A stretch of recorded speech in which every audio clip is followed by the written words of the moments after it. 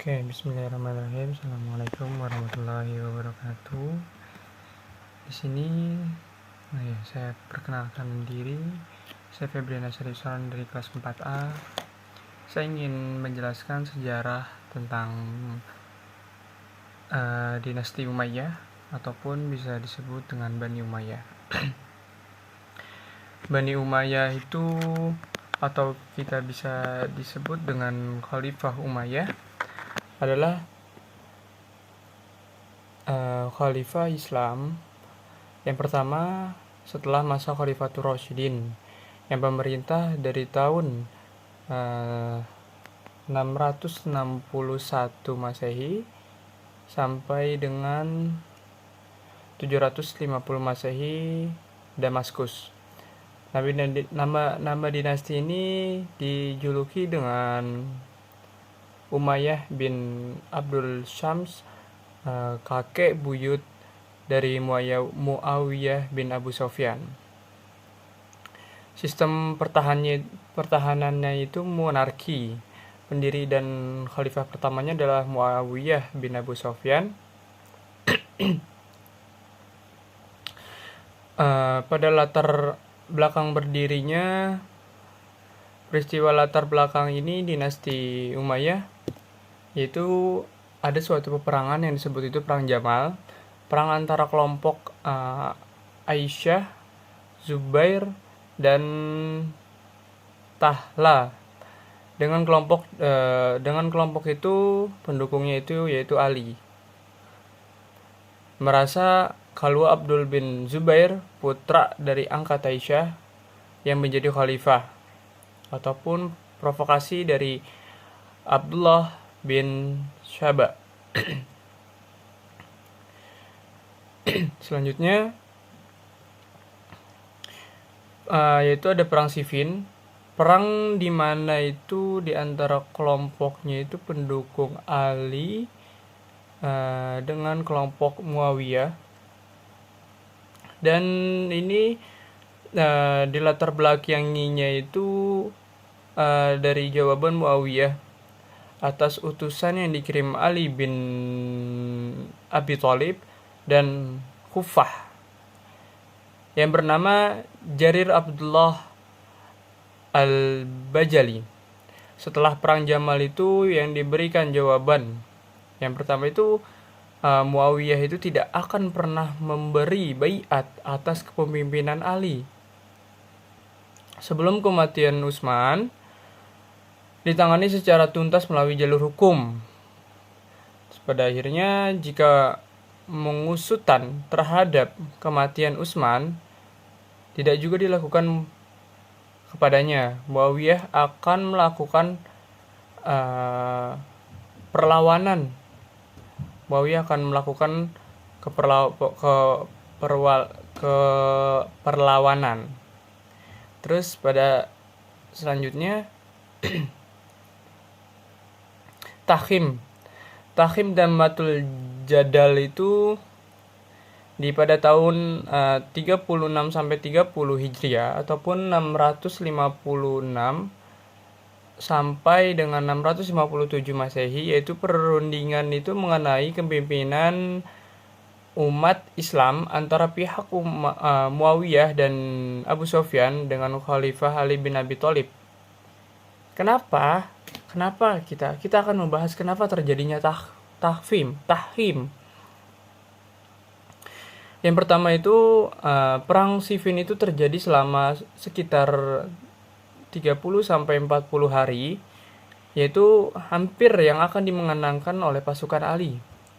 Namun saat kemenangan di depan mata, salah satu pendukung Muawiyah yang bernama Amr bin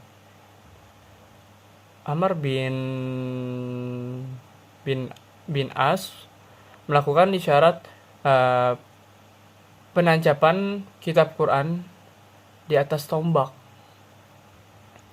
Nah, pasukan Ali melihat ini itu menjadi getar karena Al-Quran itu ditancapkan di kitab Al-Quran yang ditombak.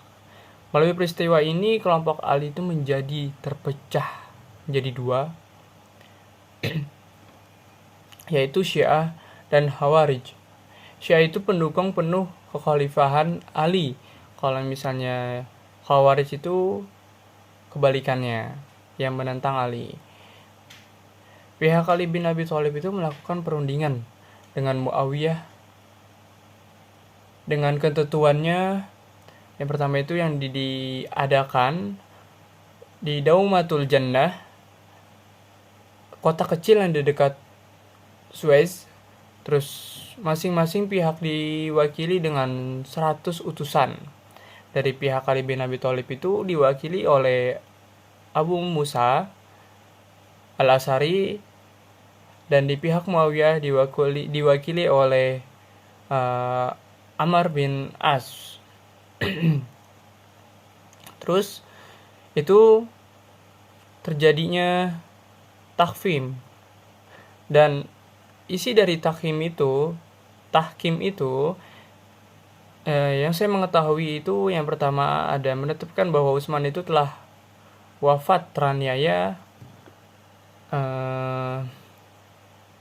dan wali dari orang yang meninggal berhak menuntut bela. Dalam hal ini Muawiyah adalah orang yang paling berhak menuntut kematian Utsman. Selanjutnya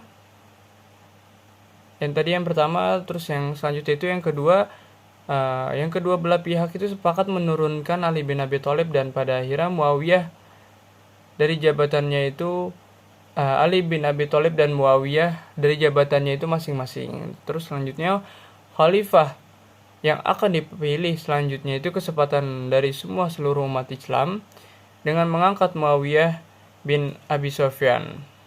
Akan tetapi ada lintrik politik dari pihak Muawiyah yang berkaitan hasil kesepakatannya itu secara sepihak mengangkat Muawiyah menjadi gubernur di kota Syam.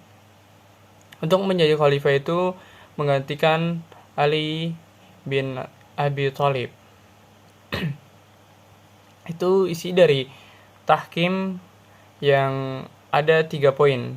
Setelah perundingan ini, kaum Khawarij itu terus memburu Ali bin Abi Thalib, Muawiyah dan Amr bin As untuk dibunuh. Yang berhasil itu terbunuh hanyalah yang berhasil terbunuh itu hanyalah Ali bin Abi Thalib oleh Abdurrahman bin Muljal pada 19 Ramadan 40 Hijriah ataupun 660 Masehi.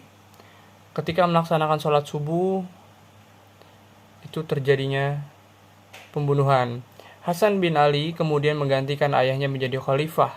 Hasan bin Ali, anaknya yang menggantikan seorang ayahnya menjadi khalifah. Tetapi kepemimpinan Hasan bin Ali sangat singkat karena selalu ditekan secara politis dengan Muawiyah.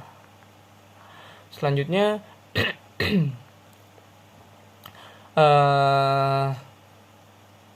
adapun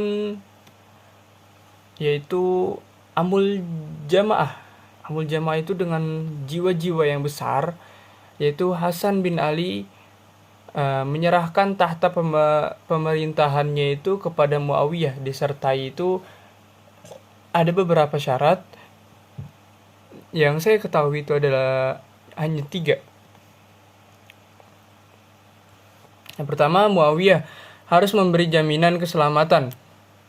Muawiyah itu harus memberi jaminan keselamatan kepada Hasan dan keluarganya. Terus yang kedua itu Muawiyah harus menjaga keselamatan dan jaga nama baik dari Ali bin Abi Thalib.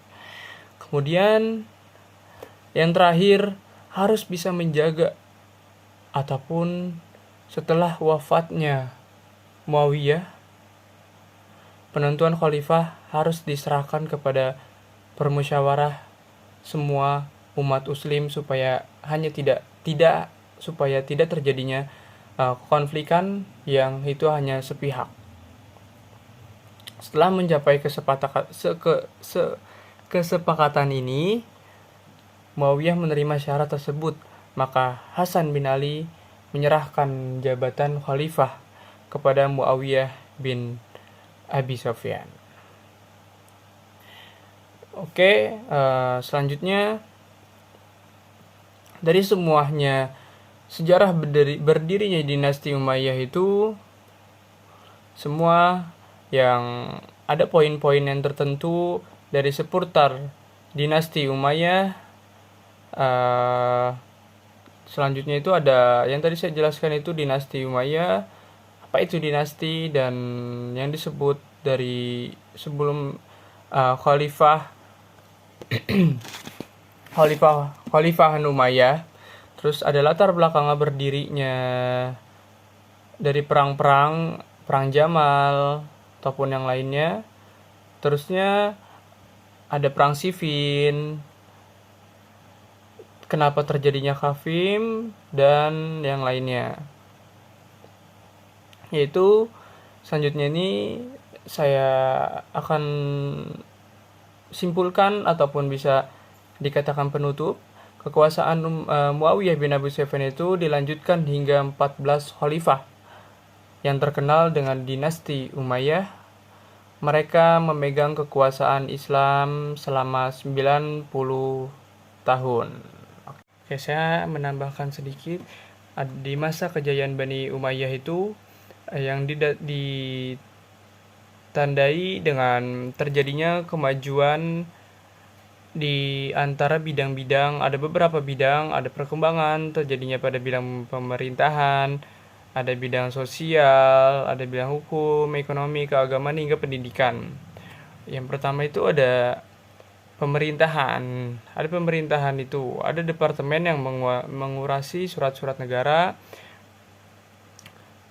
lembaga pencatatan, departemen yang mengelola negara, layanan pos, ataupun lembaga pertahanan militer.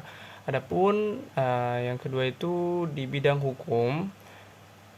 Pada hukum di masa Bani Umayyah itu, semua itu hukuman itu dituntut sesuai dengan Al-Quran ataupun sunnah dan ijtihad. Badan ini terbebas dari pengaruh penguasa, terutamanya dari penghakiman terhadap pejabat-pejabat. Terus yang ketiga itu di bidang sosial.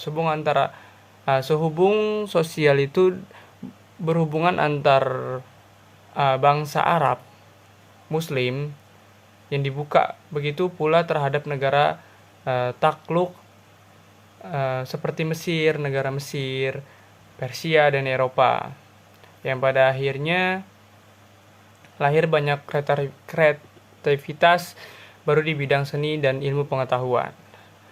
Adapun di bidang keagamaan itu kehidupan masyarakat di masa ini tertentu dipengaruhi oleh banyaknya umat Islam yang dibangun di kota-kota di Persia ataupun yang lainnya. Yang terlihat itu banyak bangunan masjid-masjid besar, masjid agung yang terkenal, yaitu Masjid Damaskus. Terusnya di bidang ekonomi, jalur perdagangan ini semakin lancar. Salah satunya itu di bidang ekonomi itu ada perkembangannya pelabuhan. Terlihat kita di perkembangan pelabuhan, yaitu Basrah di Teluk Persia. Yang terakhir itu ada pendidikan. Di bidang pendidikan itu, dinasti Umayyah itu memiliki jasa yang besar untuk bisa mengembangkan pendidikan ini. Mengembangkan ilmu pengetahuan, punya aktivitas ilmiah yang dilakukan secara dakwah di masjid maupun di luar masjid ataupun di sekolah ataupun yang lainnya. Tidak hanya itu, bahkan pembelajaran syair, adapun sejarah, adapun akidah yang berbaur tentang agama, semuanya itu diajarkan di dalam masuk ke bidang pendidikan. Oke.